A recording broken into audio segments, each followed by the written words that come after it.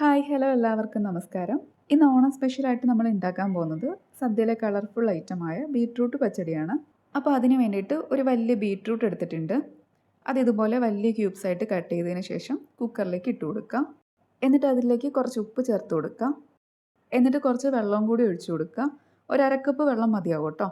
ഇനി കുക്കർ അടച്ച് 2-3 വിസിൽ വരുന്നിടം വരെ കുക്ക് ചെയ്തെടുക്കാം. ഇനി അത് വേവുന്ന സമയം കൊണ്ട് നമുക്കിതിലേക്കുള്ള അരപ്പ് റെഡിയാക്കി എടുക്കാം.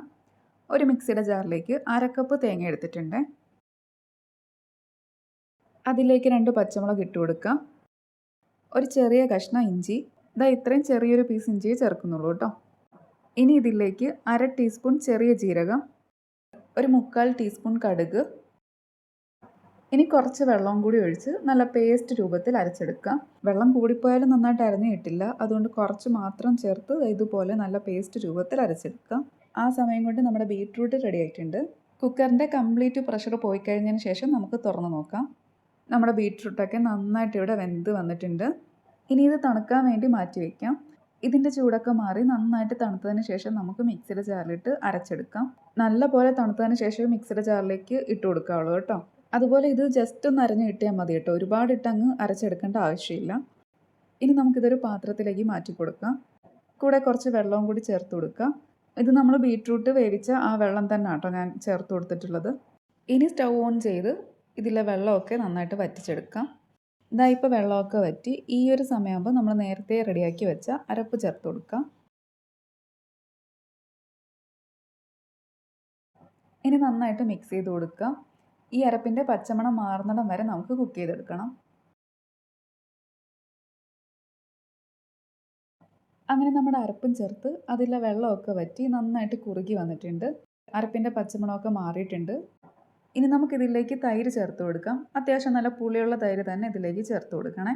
തൈരിൻ്റെ കട്ടയൊക്കെ നന്നായിട്ട് ഉടച്ചതിന് ശേഷം ചേർത്ത് കൊടുക്കാം. ഞാൻ ഈ സമയത്ത് സ്റ്റൗ ഓഫ് ചെയ്ത് കൊടുത്തിട്ടുണ്ട് കേട്ടോ. എന്നിട്ടാണ് നമ്മൾ ഈ തൈര് ചേർത്ത് കൊടുക്കുന്നത്. തൈര് ചേർത്തിട്ട് ഇത് തിളയ്ക്കാൻ വേണ്ടിയിട്ട് പാടില്ല. ഒന്ന് ചെറുതായിട്ടൊന്ന് ചൂടായി വന്നാൽ മതി. അതുകൊണ്ട് ഈ സമയത്ത് നമുക്ക് സ്റ്റൗ ഓഫ് ചെയ്ത് കൊടുക്കാം. ഇനി എല്ലാം കൂടി നന്നായിട്ട് മിക്സ് ചെയ്തെടുക്കാം. ടേസ്റ്റ് ചെയ്ത് നോക്കിയിട്ട് പുളി കുറവാണെങ്കിൽ നമുക്ക് ഇനിയും തൈര് ചേർത്ത് കൊടുക്കാവുന്നതാണ്. എനിക്കിപ്പോൾ അത്യാവശ്യം നല്ല പുളിയുള്ള തൈര് തന്നെയായിരുന്നു കിട്ടിയത്. അതുകൊണ്ട് ഞാൻ ഈ ഒരു അളവ് മാത്രമേ ചേർത്ത് കൊടുക്കുന്നുള്ളൂ കേട്ടോ. നമ്മളിവിടെ ബീട്രൂട്ട് വേവിച്ച സമയത്തായിരുന്നു ഉപ്പ് ചേർത്തത്. പിന്നീട് ഇതിലേക്ക് ഉപ്പ് ചേർത്തിട്ടുണ്ടായിരുന്നില്ല. അപ്പോൾ ടേസ്റ്റ് നോക്കിയിട്ട് ആവശ്യത്തിനുള്ള ഉപ്പ് ചേർത്ത് കൊടുക്കാം. ഇനി ഇതിലേക്ക് മധുരത്തിന് വേണ്ടിയിട്ട് കുറച്ച് പഞ്ചസാര ചേർത്ത് കൊടുക്കുന്നുണ്ട്. ഇതെല്ലാം നമ്മുടെ ഇഷ്ടത്തിനാണ് കേട്ടോ ചേർത്ത് കൊടുക്കുന്നത്. ഇതിന് പ്രത്യേകിച്ച് അളവില്ല.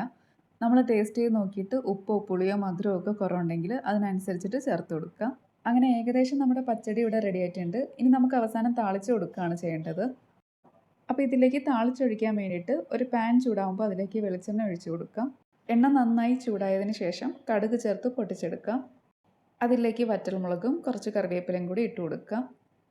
ഇനി ഇത് നേരെ നമ്മുടെ പച്ചടിയിലേക്ക് ഒഴിച്ചു കൊടുക്കാം. അങ്ങനെ നല്ല ടേസ്റ്റി ആയിട്ടുള്ള സദ്യ സ്റ്റൈൽ ബീട്രൂട്ട് പച്ചടി റെഡി ആയിട്ടുണ്ട്. എല്ലാവരും ഒന്ന് ട്രൈ ചെയ്ത് നോക്കുക. എന്നിട്ട് ഫീഡ്ബാക്ക് അറിയിക്കുക. താങ്ക്